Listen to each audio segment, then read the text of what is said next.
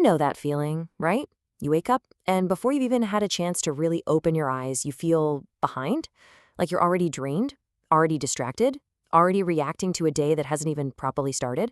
Well, what if the key to winning back your focus wasn't some huge, complicated life change, but actually a really simple choice you make in those first 60 minutes? Let's dive in. This quote right here, this is the heart of the entire thing. It's a pretty bold statement, isn't it? It's basically saying that all that overwhelm we feel, it's not really about our jobs or our busy schedules. No, it's about a morning problem. And if we could just fix that one thing, well, it could change everything that comes after. Okay, so let's really dig into what this morning problem is all about. The whole idea is that those first few moments after you wake up, they're like the first domino in a long line. They set off this chain reaction that basically creates the mental weather for your entire day, shaping the next 16 hours for better or, for worse. I mean, just think about that for a second. That's a lot of power. The instant you open your eyes, you are literally standing at a fork in the road. One path, that leads to a day where you feel strong, you feel focused, you're in control. The other path leads to, well, feeling scattered, reactive, and just completely drained. And that choice gets made in a split second. And here's the part that's kind of tough to hear. If your very first move is to reach for your phone, you're actively choosing that path of weakness. See, it's not just a passive little habit. It's a conscious decision that sets the entire tone for your day. But why? What is it about that one small action that's so destructive? Well, that brings us to the science of it all. This isn't just about bad habits. It's about what's happening inside your brain. When you reach for your phone first thing, you spring this hidden trap. It's called the reactive dopamine loop. Let's break down exactly how it gets you. So this is the moment your day gets hijacked. Before you've even had a sip of water or coffee, your brain gets absolutely flooded with other people's priorities. We're talking your boss's email, your friend's vacation photos, breaking news alerts. And your own thoughts, your own plans for the day, they get shoved all the way to the back of the line. And look at how deceptively simple this trap is. It happens in seconds. You wake up, you grab your phone. But that second step, step 2, that's the trigger. It immediately sucks your attention into the storm of notifications.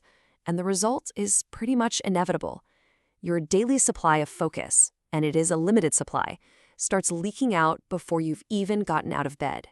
And here's the real kicker, the chemical consequence. Every single notification, every like, every new email, it's a tiny, effortless hit of dopamine, right? That's the brain's pleasure chemical. So after getting that easy, cheap reward, your brain kind of loses its appetite for the hard stuff, like deep thinking or just the simple peace of silence. It starts craving more and more of that easy stimulation. And this right here, this is the diagnosis for that feeling we all know so well. Hitting that wall at 11 a.m., feeling mentally foggy by lunchtime, that constant little itch to just check your phone one more time. It's not you failing. It's not a lack of willpower. It's the predictable scientific outcome of that dopamine loop you accidentally kicked off at sunrise.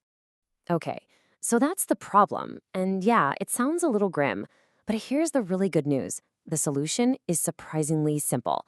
Seriously. You don't need any fancy tools or complicated systems. It all comes down to making one single powerful choice, choosing control over comfort. This is it. This is the one rule to break the cycle. For the first hour of your day, the phone stays away. No notifications, no scrolling, no emails. Just 1 hour. That's it. 60 minutes for your brain to wake up and belong to you, and only you, before the rest of the world comes rushing in. I mean, just look at this table. It really puts the choice in black and white, doesn't it? On the left, you've got comfort, the easy path of grabbing your phone, which leads to being reactive, drained, and weak. And on the right, you've got control, the path of winning that first hour, which leads to a day that's focused, calm, and strong.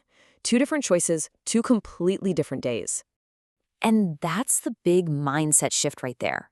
It's not about depriving yourself of something. It's about choosing the long-term power of control over the short-term ease of comfort.